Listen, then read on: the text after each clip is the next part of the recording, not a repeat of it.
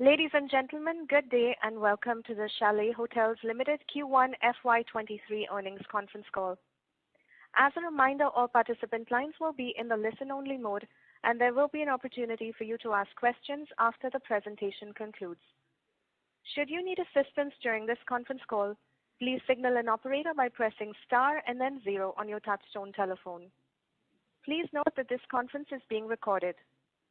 Joining us on the call today are Mr. Sanjay Sethi, MD and CEO, and Mr. Milind Wadekar, CFO. I now hand the conference over to Mr. Sanjay Sethi, MD and CEO, Chalet Hotels Limited. Thank you, and over to you, sir. Thank you, Rochelle. Good morning, and thank you for your time today, ladies and gentlemen. We've moved from a strong performance in March to a stronger succeeding quarter.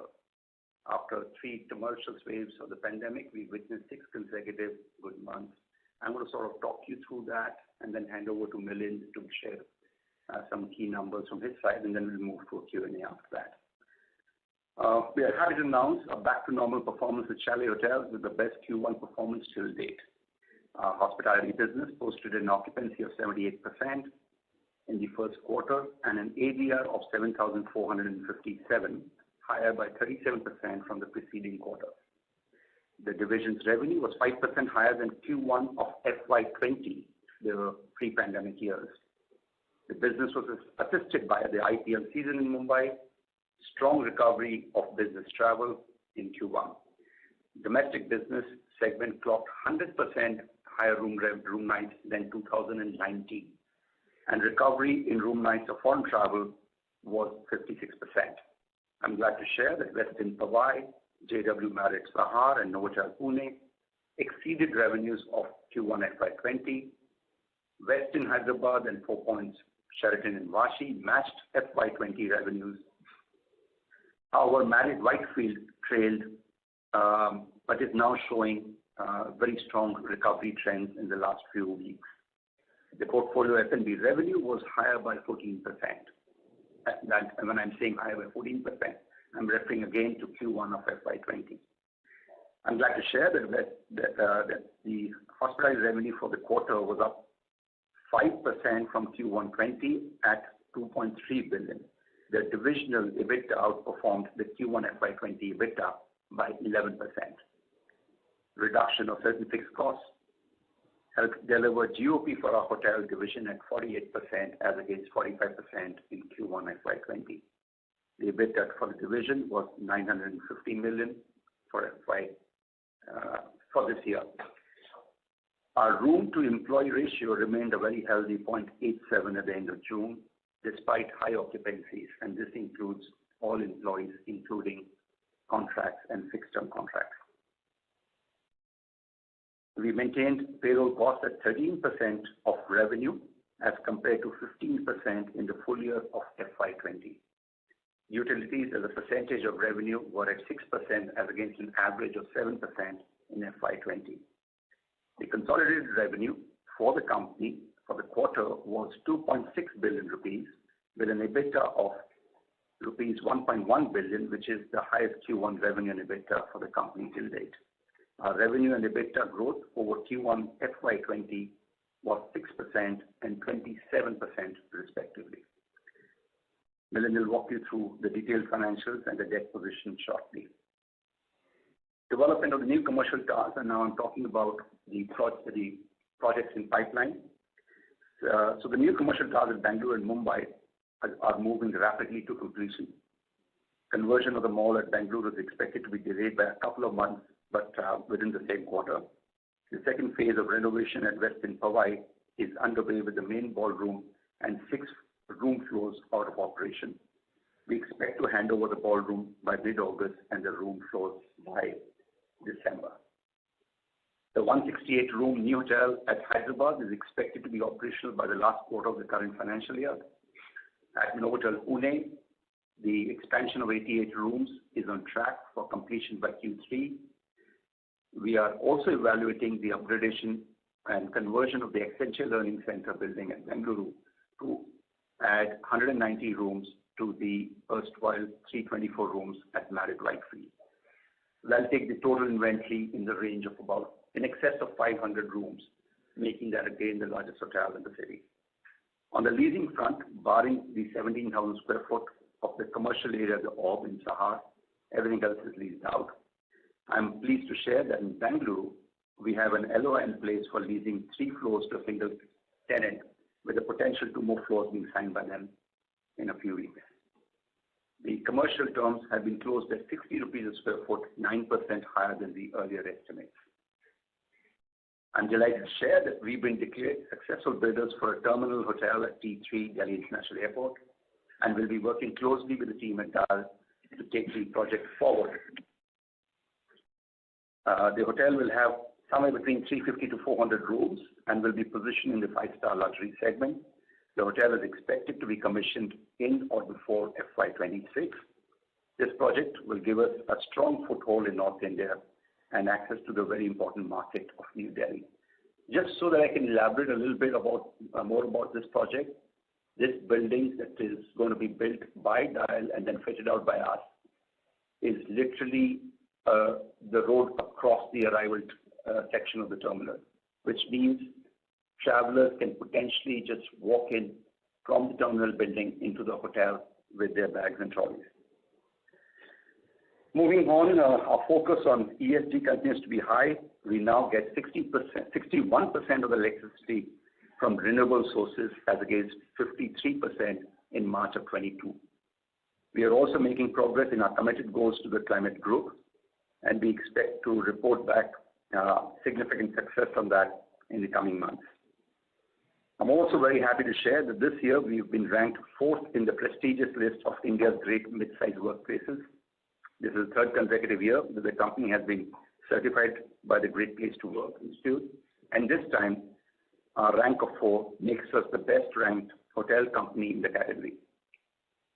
All in all, ladies and gentlemen, a very good quarter, strong business recovery, good leasing traction, and inorganic growth opportunity aligned with the declared growth strategy, and a very gratifying recognition of our work culture.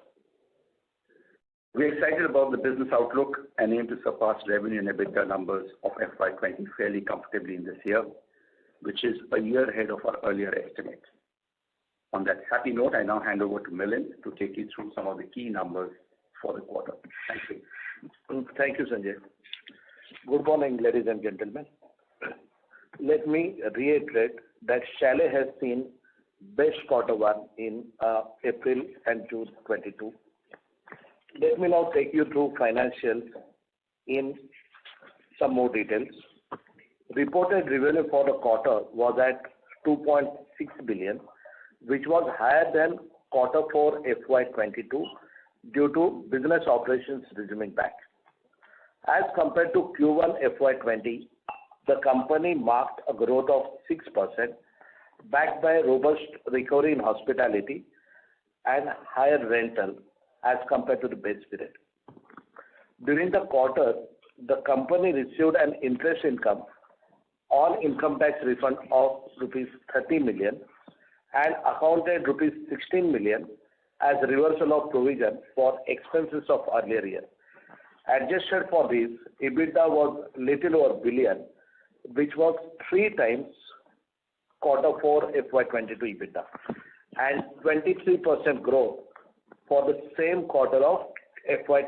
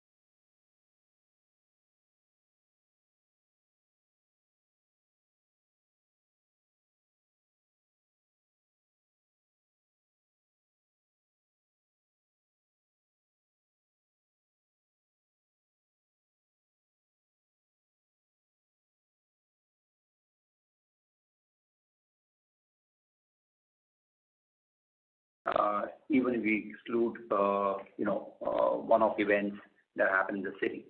And it's only growing from there. The other thing I want to highlight is that remember the foreign travel is not back as yet. Only about 56% of the foreign travel is back. UK has improved better than US. US was the largest contributor. And the US market is foreign travel, business travel into India is slow because of just one or two reasons actually. One, they have found it difficult to get the visas. So that is sort of getting sorted out at the MEA level to improve the speed to give them work visas. And second, very importantly, because of the Russia-Ukraine war, they couldn't take the North Pole route, which they would traditionally take to come into India, thereby making the flights longer. And the US travelers didn't want to take the headache of coming through either Amsterdam, Frankfurt, or London because those airports are a mess right now. But we have now got confirmation of new schedules from a couple of US airlines for direct flights into Mumbai, Hyderabad, and Bangalore, and that's going to help improve. If you recall, on all my earlier conversations, I've said that foreign travel will come back to normal by Q3 of this year, and I think we are well on track for that to happen.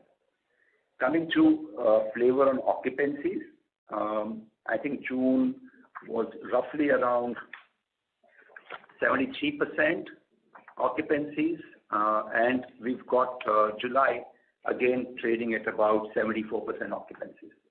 75 actually almost occupancies on a month-to-date basis as of now. So clearly we are holding the occupancies. If you recall the pre-pandemic occupancy numbers, before the pandemic hit in March, we were at 75%. So we exclude March, even at the highest occupancies of the 11 months of FY20, the occupancy was 75%.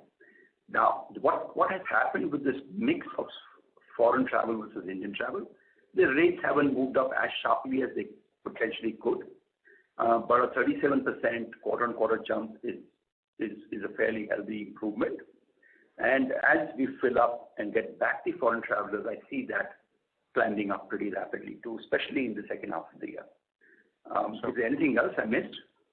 No, I think that pretty much covers up the question. Just talking about your Delhi expansion, while we understand that this is a fairly strategic location and would give you the benefit of being amongst the first preference given the proximity to the airport. But can you talk about the demand-supply dynamics of the micro market, in particular AeroCity, and also with Marriott already having a hotel in the vicinity, what would be your choice of preferred brand here, given even Westin will fall under the same umbrella and could cause a conflict of interest?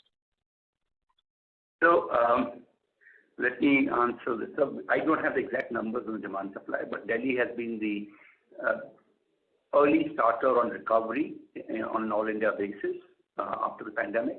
It continues to record high occupancies and reasonably good ADRs.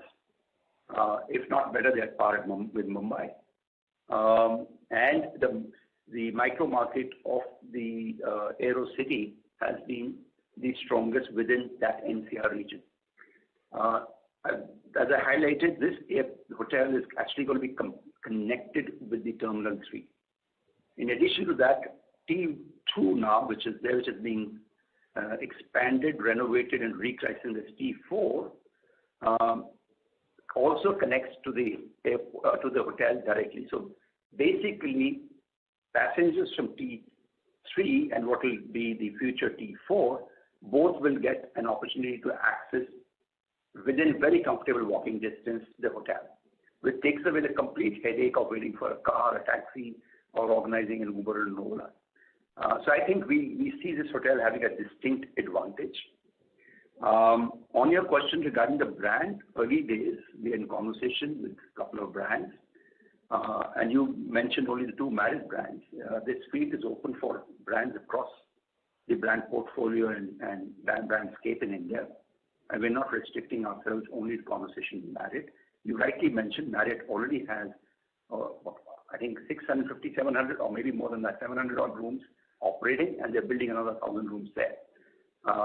So clearly, they're going to be quite stretched with the inventory that they have there.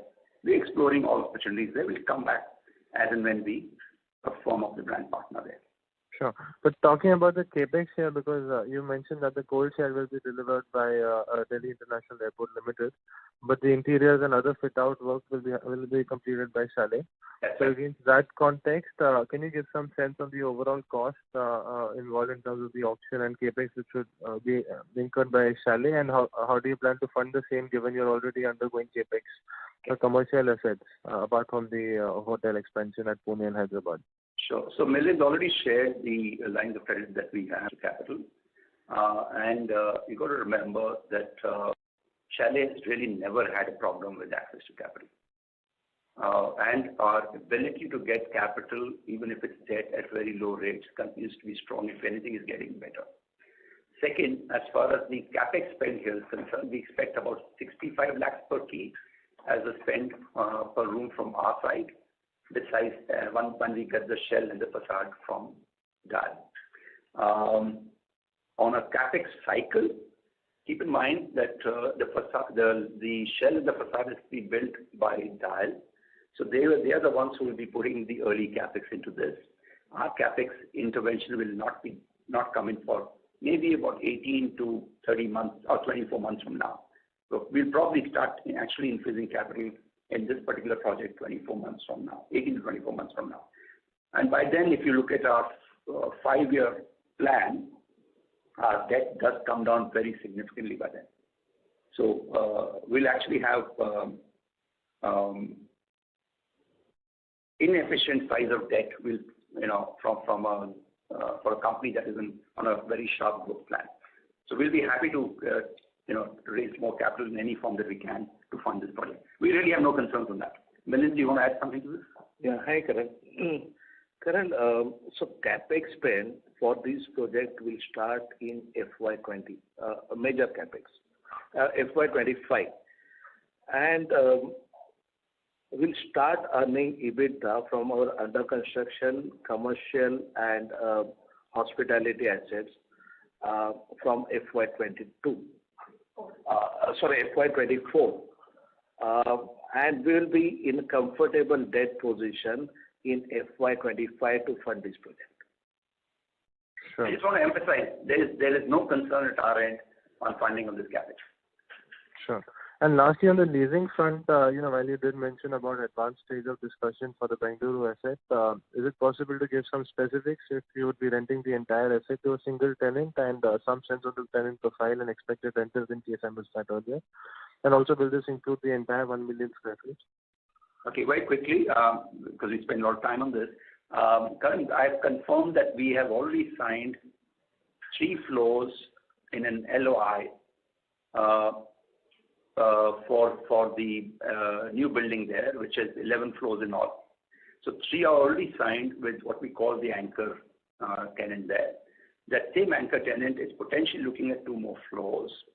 And we have other conversations which I'm not at liberty to discuss right now for the balance floors as far as the new IT building is concerned.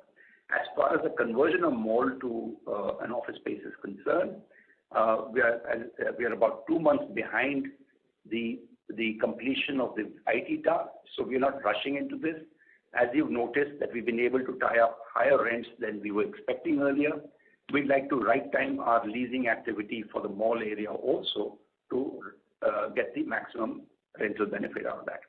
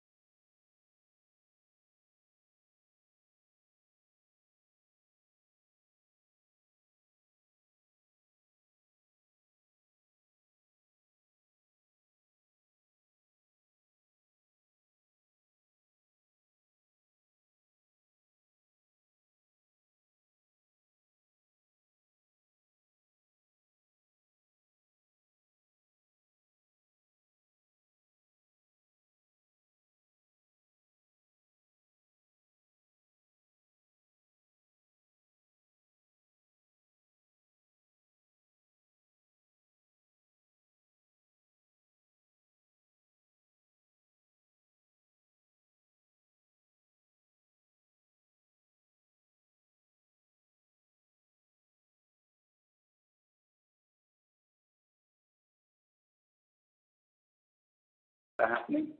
But the standard events that happen with us, whether they are medical events that happen on an annual basis, the gems and jewelry shows, the oil and gas events that happen, which are pretty prevalent in Mumbai, all of them will look very strong. The wedding business looks extremely strong in the H2. And when again, since we'll have a banquet hall back at Powai, we expect a step up on revenues on that front, on that segment. That's very good, sir. Just one last question, because I'm not aware. When generally these gem and jewelry and the medical and the oil and gas event happens in the year? They happen year round actually, and we've already had one or two of them, frankly. And then the gems and jewelry and the medical ones, I think there are about 2 or 3 a year that happen, which are really big. We've had, I know, one gem and jewelry one. We've had one medical one. We see a lot more happening. I don't want to take names of the companies, the big global MNCs which have had events now in our hotels in India. They've had global events in India already, and some of them are already booked for the coming months. But unfortunately, that's not data that we like to disclose for their privacy. Yeah, that's really good to know. Well, sir, thank you very much. Best of luck. I hope people will do very well. Yeah, I have a question. I'm sorry, but one is the demand and supply part. So now there is a significant demand is coming up from the different segments, and foreign travel has not yet started. So in that context, how do you look at the new hotel supply, say, next 2 to 3 years?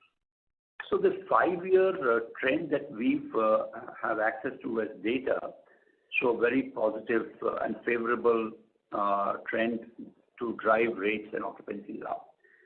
The expected CAGR on supply for the next 5 years is in the range of 4.5% to 5%. Demand is clearly going to outpace that by a large margin, and that's going to probably create at least 2 or 3 major step-ups on the rate fronts in the next maybe 2 to 4 quarters. Great, sir. Thank you very much. Thank you. Our next question is from the line of Sumant Kumar from Motilal Oswal. Please go ahead. Yeah, hi, sir. So can you talk about the pricing power the hotel industry is getting, and how sustainable it is, considering the pent-up demand going for is going to be not there maybe in after a couple of quarters? So first, let me address the pricing part.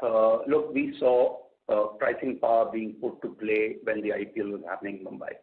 Hotel rooms shot back to 15,000 rupees. In fact, in some cases, close to 20,000 rupees on the visible rates, that is the bar rates that are best available rates that are available to general public. And that's why the hotels are able to clean the market at that point of time. So revenue management is clearly at play. What we got to keep in mind, we've come out of 2 very, very difficult years. The stage 1 for any industry is to first, get a strong foothold and consolidate on capacity. And very often, we all talk about occupancies. I look at vacancies. When we say we're 75% occupancy, I look at it as 25% vacancy. And my aim is always to fill in the vacant rooms with business which is one-off or what we can call as MICE and other stuff, as against reducing rates for regular business that comes in form of transient or corporate, because those are annual contracts. So I think the industry is right now consolidating and making sure that they have the base occupancies filled up with long-term business. That's keeping the blended rates a little low as far as the business cities are concerned. Second, with the foreigners not back in full stream, in fact, we are only halfway down there, that itself should take another 800 to 1,000 rupees up on the rate front quite comfortably. So to give you an overview, I think the supply-demand gap will create rate upside. The other question that you had was, if you could just remind me on that. So I was talking about this, assuming pent-up demand is not going to be there after a couple of quarters. Yeah. So look, pent-up demand has happened in very small segments. If you look at pent-up demand, probably happened in weddings to a certain extent. It has happened to some amount of off-site business that happens with corporates. But business travel doesn't really have pent-up demand. If someone had to travel in the past, they were traveling. I mean, we at Chalet were traveling throughout the 2 years, for example, during the pandemic, whenever we were allowed to travel by government laws.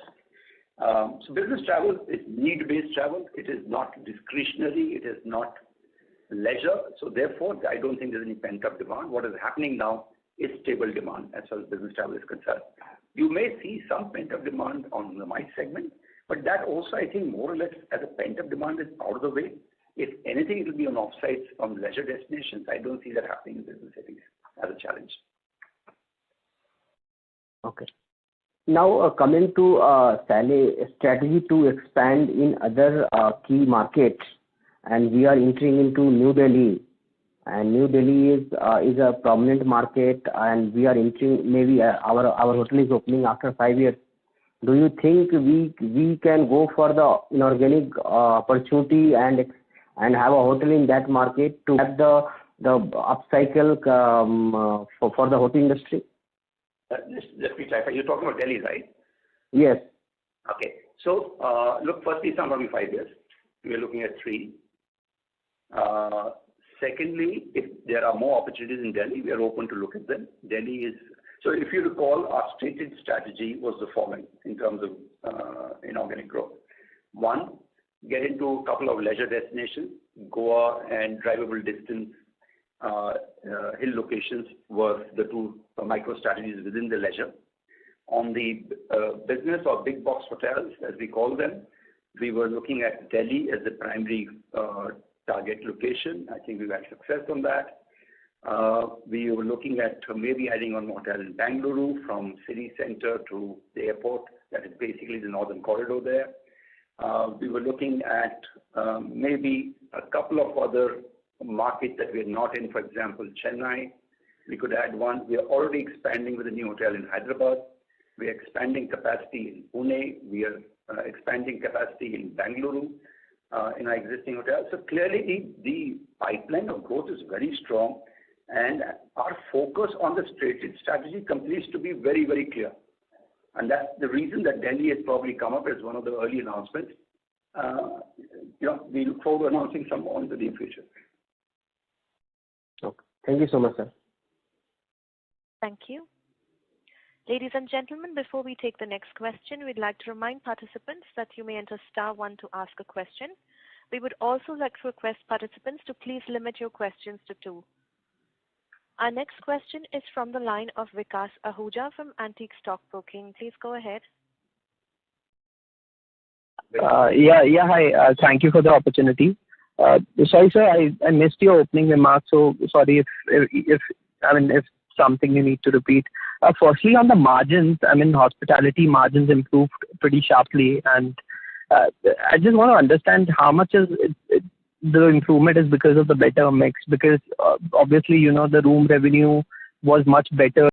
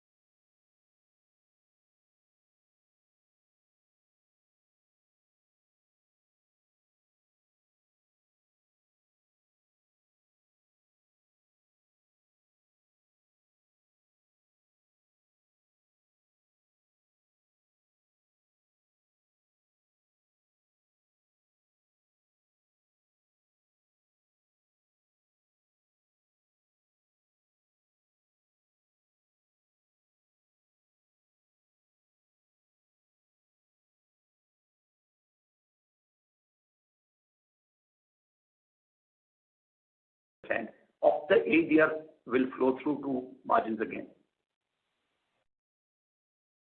I hope Sure, sir. Thank you. Yes, sir. One last question regarding this. I think the Bangalore and Hyderabad market, with most of the IT companies now calling their employees back to office, and this has been a trend since last 15 days.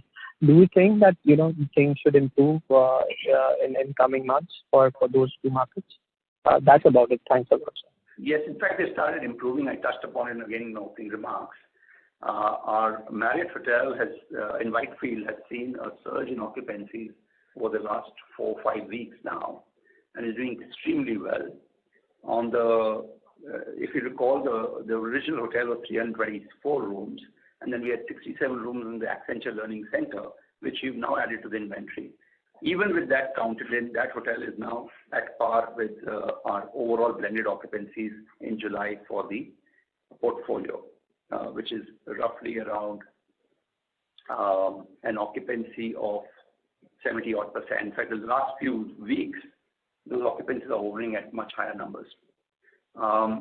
So that's Bangalore. Hyderabad has been showing good occupancies for almost about 3-4 months now. So Hyderabad in July is hovering around the 80% mark. And sure, sir. Okay. Sorry you had to repeat that. Thanks a lot. Thank you. Thank you. Ladies and gentlemen, participants are requested to please limit their questions to 2 per participant. Our next question is from the line of Poonam Joshi from Nirmal Bang. Please go ahead.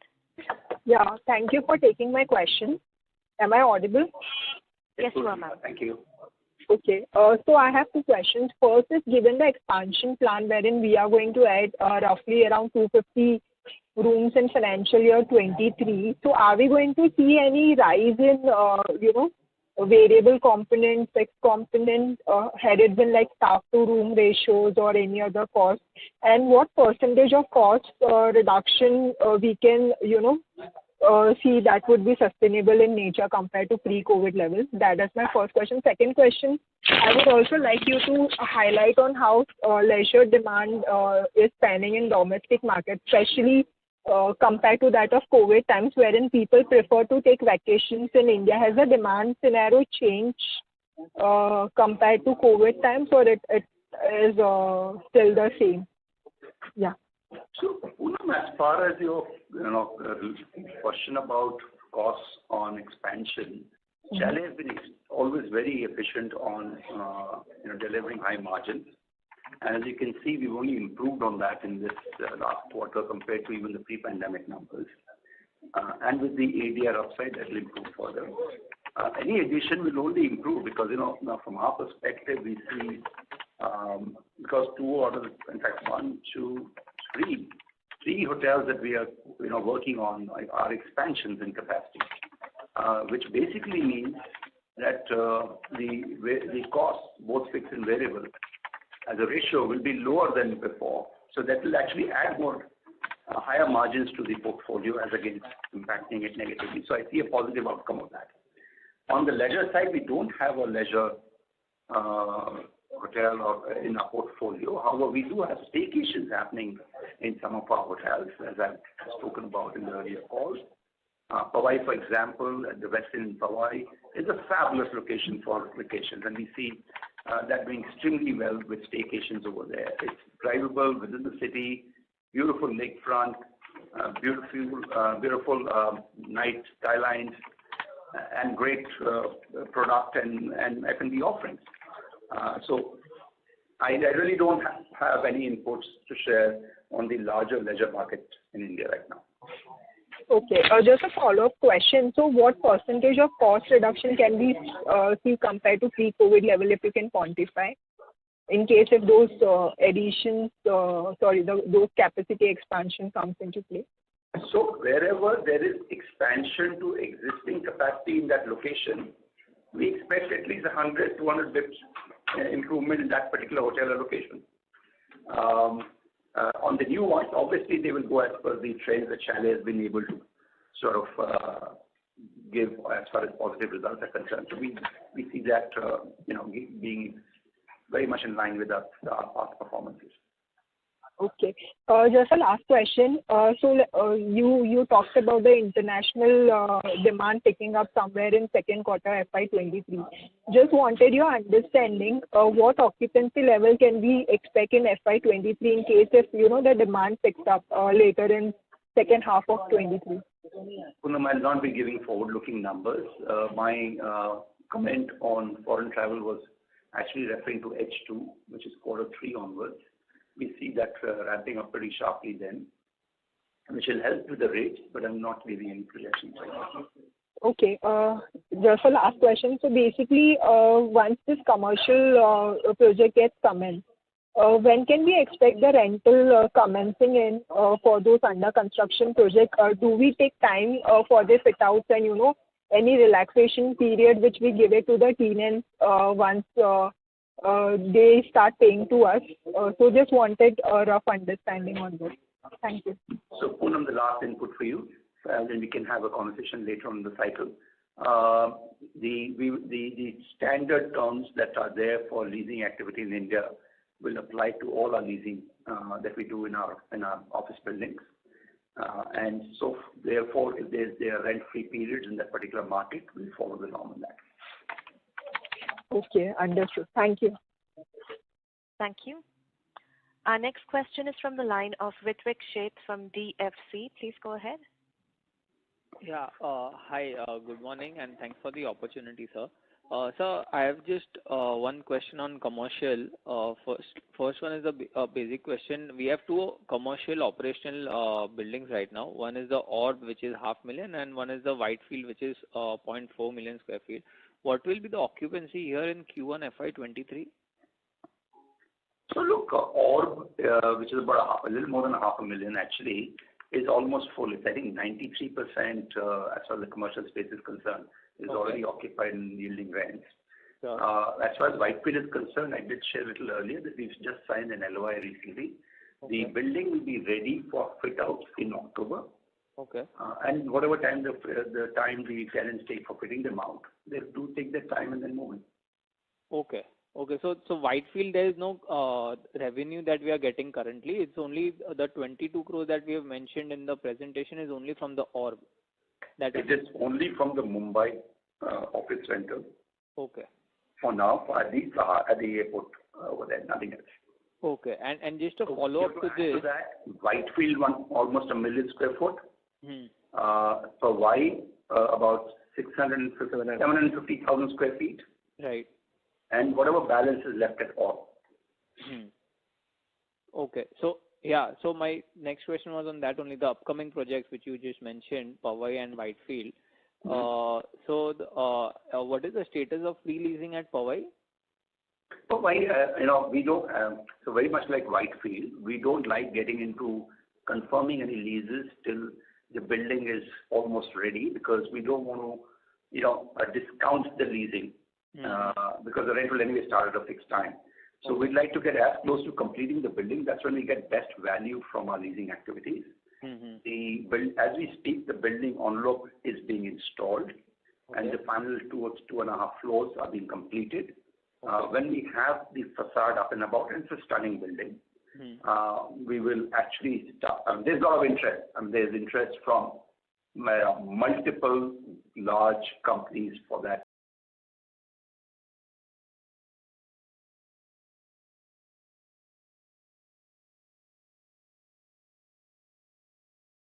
For the Powai one, we are looking at Q4 completion. Right. So would it be fair to assume that both these buildings could take about 4 to 6 quarters to get leased out about 80% or would that be a? I think Bangalore will happen much quicker. Okay. Bangalore should be closer to 90-95% in next. At least the tenants would have been signed up in the next maybe 3 months actually. And moving in maybe 6 to 9 months from now. As far as Powai is concerned, because we'll start the leasing activity in Q3 of this year, we expect people to start moving in from maybe August, September next year. Okay. So basically, you're getting 1 million at Bangalore, and about 0.75 million square feet at Powai in FY23 end. That's right. Right. Okay. Okay, sir. Thanks for the clarification. Thank you. Thank you, Vivek. Thank you. Our next question is from the line of Rajiv from DAM Capital. Please go ahead.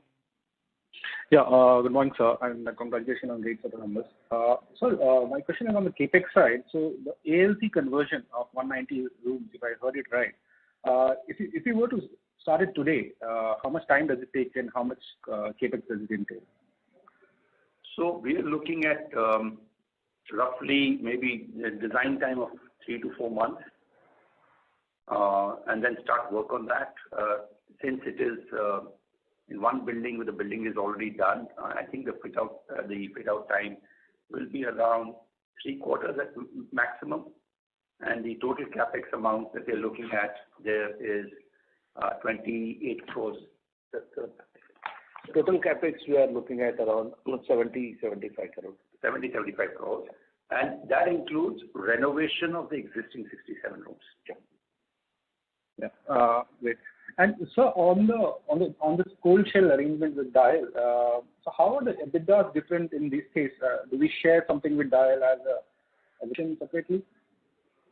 So we will come back to you with the Dial terms. We need to jointly agree to go public with this. This was a bidding process that was based on who gave the highest minimum guarantee. There were 3 bidders who were qualified bidders. We were declared the winners from that bid process. There will be 2 forms of payments to Dial for the shell and the land that they give us. Shell includes the facade work also. And the 2 forms of payments will be revenue share, which is a fixed percentage, or minimum guarantee, either of the 2, whichever is higher. Sure. And sir, on the Novotel acquisition, because now we have crossed this 5,000 rupees ARR and the occupancies are anyways getting high for the last several quarters. Can you just touch upon what is the EBITDA margin, just to see what is the turnaround from the time you have acquired this? So look, I think recent turnaround margins look very encouraging, and this is still not full capacity. You got to remember that we are adding 88 rooms to this hotel, which will take its inventory up from 223 to 311 keys. The EBITDA margin for this hotel was 34% for Q1 in FY23. We see this going to higher numbers, 40, above 40 for sure, probably mid-40s, when all the 311 keys are operation, because the variable cost of fixed cost of operating those hotels, those rooms will be extremely low. Right. We see very healthy flow throughs on that one. And so just one clarification, you said that you're seeing 75% occupancy in July. And can you touch upon what is the ARR you're seeing for the month of July so far? And ARR is very similar to June. Okay. And for Bombay, are we seeing substantial decline? No, there's no substantial. June, Bombay is actually looking pretty decent. Why should they be decline? June didn't have IPL in any case, right? All right. And lastly, one question for Milind sir. So on the OPEX side, so especially on the employee cost bit, this 33 crores which we see for this particular quarter, and now we are seeing most of the hotels at pretty decent occupancy. Is it a good run rate for the entire year, barring the additional capacity which is getting added? Rajiv, yes, we are already factored in increments for the current year, and our target is maximum to go up to 0.9 against our 0.87. So we don't see any increase, material increase as compared to the cost. Actually, we don't see any increase currently. And if anything, we should be able to get more efficiencies as the rates go up, and also as the growth happens on the inventory side. Right. No, I just referring to comparison against Q3 of FY22. This is 26 going to 33 crores, and even that quarter was pretty decent quarter. So there is a 7 crores swing. I just referring to that all the hikes are being Yes, if you look at the flow-through of between revenue and margin, you will find the flow-through has been very healthy in Q1. No, thanks a lot. That's all from myself. Thank you very much. Ladies and gentlemen, we request you to please limit your questions to 2 so that the management can cover all participants. Our next question is from the line of Prateek Poddar from Nippon India. Please go ahead. Yeah. Hi, Sanjay. So just one question. Can you give me an idea of the expected IRRs on the new Delhi project, given that there is an element of MG and you said even lease rental, right? So, Prateek, this is going to be in healthy teens. I mean, I think I shared earlier that we set up an investment matrix, and we're going to be guided by that for all investments for going forward. And I think we are looking at healthy teen IRRs on the project after deducting the rent that we'll be paying them.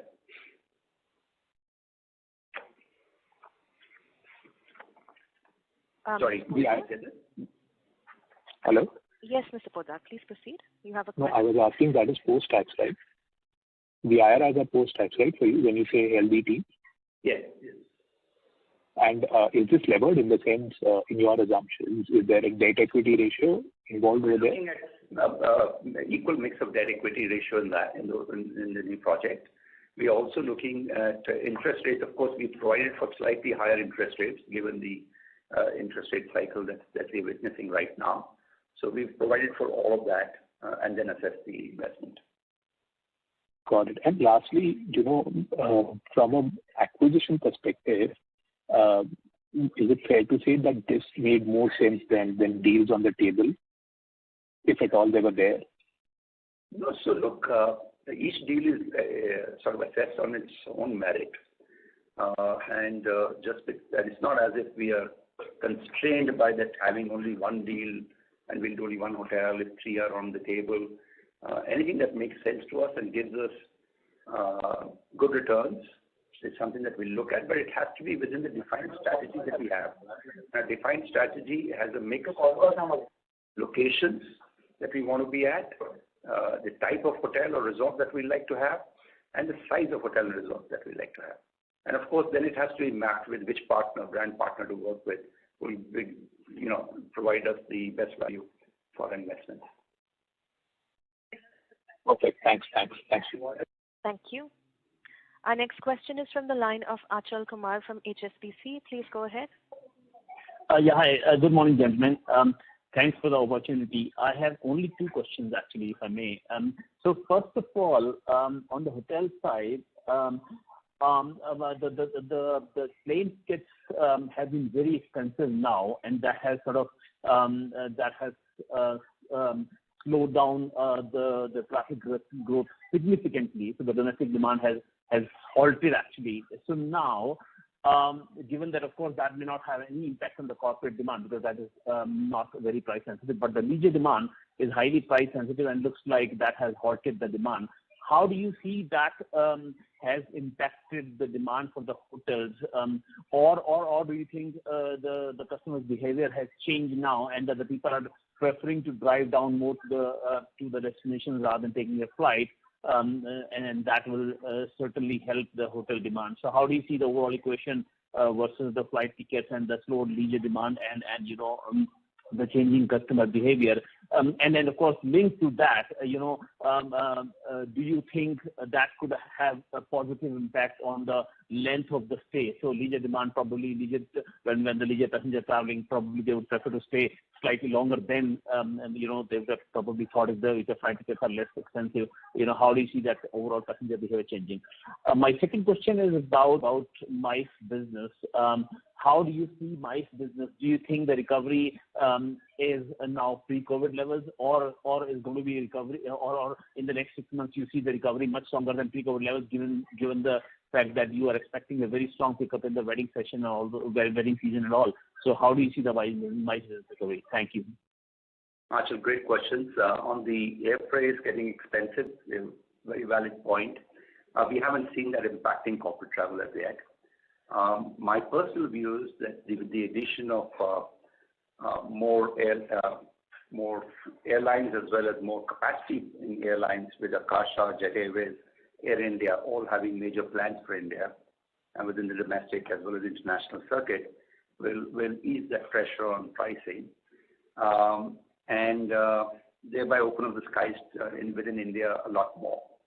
On the length of stay, yes, we've witnessed an increased length of stay at our hotels. I think that's driven by the fact that people want to conduct more business when they're on a trip and not have to come back on a weekly basis. So that's something that we've already noticed at all our hotels, which is a very positive sign again. On the MICE part, we think it's ramped up very quickly and very close to, in fact, probably at pre-pandemic levels now. And we've not even reached the best part of the MICE season, which is basically October to March. So, yeah, to answer your question, MICE is up back to pre-COVID, and we see an upside there too. Sorry, on the first question, I mean, you said that the no impact in the corporate demand. Yes, I mean, of course, there's no impact in the corporate demand because the corporate traffic is anyway not very price sensitive. I was actually talking about the leisure demand. How do you see the leisure impact? I mean, do you see the change in the passenger behavior? Of course, you pointed out that new airlines will come in and that will ease the pressure of the ticket. Of course, that is definitely the case. But now, do you see the change in the behavior of the leisure traffic? Because what I'm hearing is that now, given that plane tickets are very expensive, leisure travelers are still traveling, but they are actually preferring to take their own cars and all, and spending more on the hotels than the flight tickets. I mean, that's what exactly I wanted your opinion on, please, if you could. Chalet doesn't have a leisure product right now. That's why I refrain from answering something that is beyond our conversation agenda today. If you would ask me as a consumer and as someone who spent 40 years in the industry, I think leisure demand continues to be strong. You're right, drivable distance seems to be the preferred option because prices for flights are high.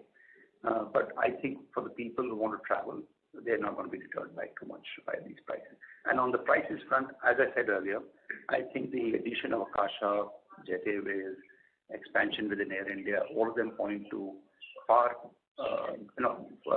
more growth in capacity, which will ease the pricing pressure. Okay. Thank you so much, and wish you good luck. Thank you. Thank you. Our next question is from Tanay Shah from Dolat Capital. Please go ahead. Am I audible? Yes, you are, sir. Yes.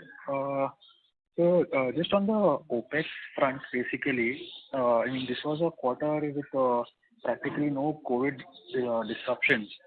And you already alluded to the fact that you see the second half being much better than the first half with weddings and MICE events. So, I mean, apart from the efficiencies in employee costs and power and fuel that you mentioned, but do you see the entire OPEX basket trending higher, especially in the second half, or do we see it continuing in this range and seeing some margin expansion in the second half?